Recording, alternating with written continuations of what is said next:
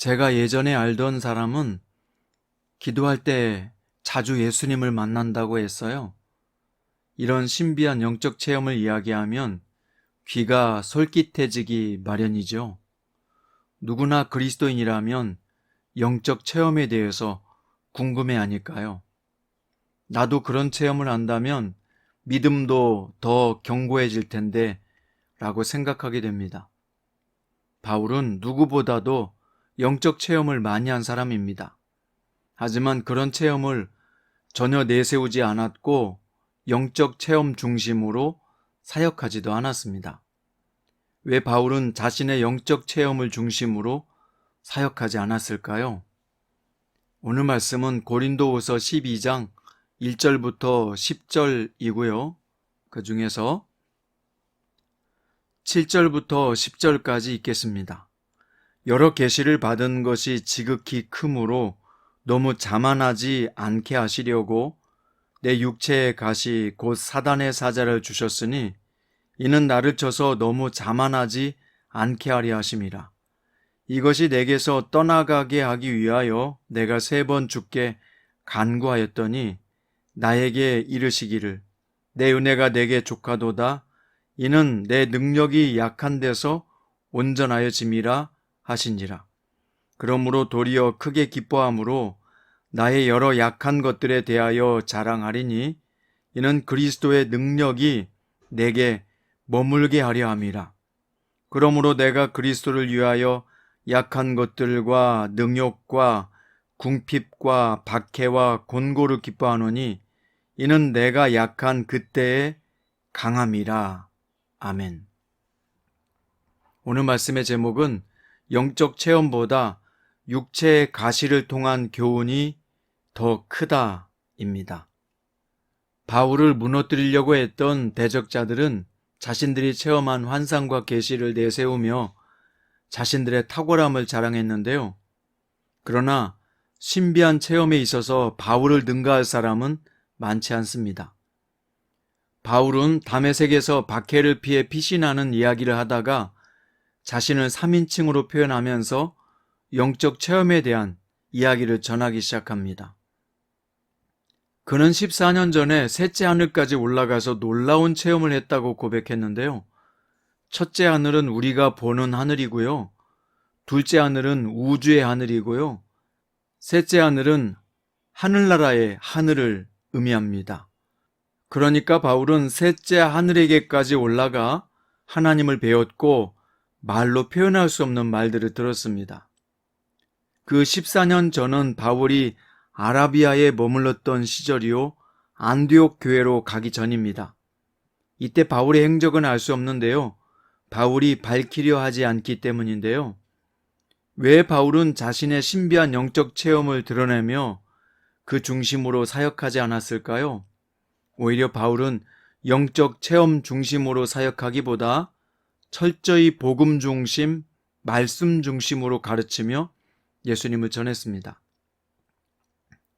신비한 영적 체험은 좋은 것이고 영적으로 성장하는 계기가 될 수도 있습니다. 그런데도 바울은 영적 체험 중심으로 사역하지 않았습니다. 그 이유는 뭘까요? 영적 체험은 당장은 신비하게 보이고 마음을 열게 하기도 하지만 궁극적으로 말씀 중심에 서지 않으면 사상 누각처럼 되고 말 것임을 잘 알고 있었기 때문입니다.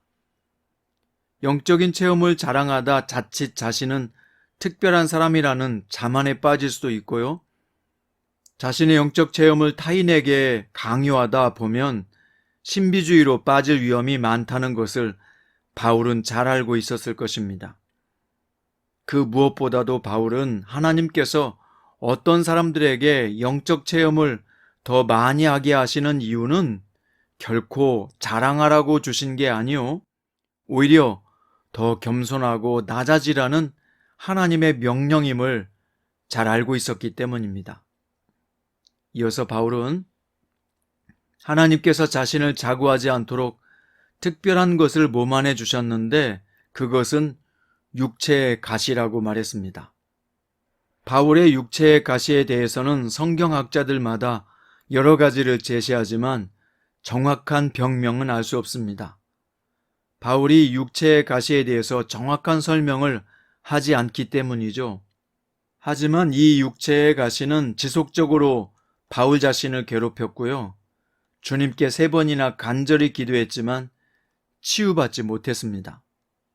셋째 하늘까지 올라간 신비한 체험을 바울이 했지만 자기 병도 고치지 못한 것이죠. 당시 종교는요, 강한 체험을 하는 신이 능력이 있다고 생각했고 그 신을 숭상하는 문화였으며 병에 걸린 사람은 뭔가 문제가 있는 사람으로 여겨졌습니다. 지금도 그런 성향이 있지요. 하지만 바울은 당시 문화를 잘 알면서도 자기의 질병을 드러내고 자신이 약하다고까지 말했습니다. 더구나 역설적으로 자신의 약함을 크게 자랑하겠다고까지 말했습니다. 왜 이렇게 바울은 자신의 약함을 강조할까요? 자신도 약한 인간임을 드러내어 주님을 높이기 위해서였습니다. 사역할 때 큰 능력이 나타나거나 신비한 체험을 한 것은 자신 때문이 아니라 성령의 역사라는 것을 강조하기 위해서 자신의 약점을 드러낸 것입니다. 사랑하는 성도 여러분, 우리도 바울처럼 행해야 합니다. 신비한 영적 체험을 했다고 그 체험 중심으로 신앙생활하면 신앙이 신비주의로 빠지게 되고요. 결국 신앙도 잃어버린다는 것을 바울은 잘 알고 있었기 때문입니다. 우리가 신앙생활을 기적이나 체험 중심으로 하게 된다면 어떻게 될까요? 처음 체험을 하면 큰 은혜를 받는 것 같이 보입니다. 그런데 계속적으로 체험을 하지 않으면 하나님의 존재를 의심하게 되고요. 또 그 체험의 강도는 예전보다 더 강해져야 은혜를 받게 됩니다. 그러다 결국 신비한 체험을 성경 말씀보다 더 중시하게 되고요. 더 이상 체험이 계속되지 않으면 신앙 자체를 잃어버리는 경우를 저는 참 많이 보았습니다. 하나님이 우리에게 은사를 주시고 영적 체험을 주시는 이유는 뭘까요? 예수님을 드러내고 다른 사람을 섬기라고 주시는 것입니다.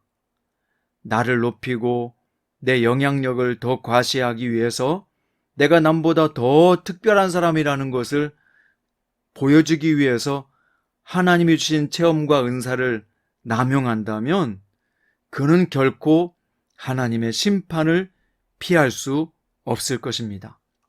왜냐하면 그는 영적 체험을 주시는 하나님의 목적을 오용했기 때문입니다. 사랑하는 성도 여러분, 여러분은 어떤 신비한 영적 체험을 했습니까? 그 체험은 자신을 낮추라고 겸손하라고 하시는 주님의 음성으로 들으셔야 합니다. 또 그 체험을 말하려거든 주님을 높이고 복음을 전하는 일에 사용하시되 그것이 자신의 노력의 결과가 아니라 성령님의 능력임을 드러내십시오. 그럴 때만 그 체험은 가치 있는 은사가 되는 것입니다. 또 여러분은 어떤 육체의 가시와 같은 문제가 있습니까?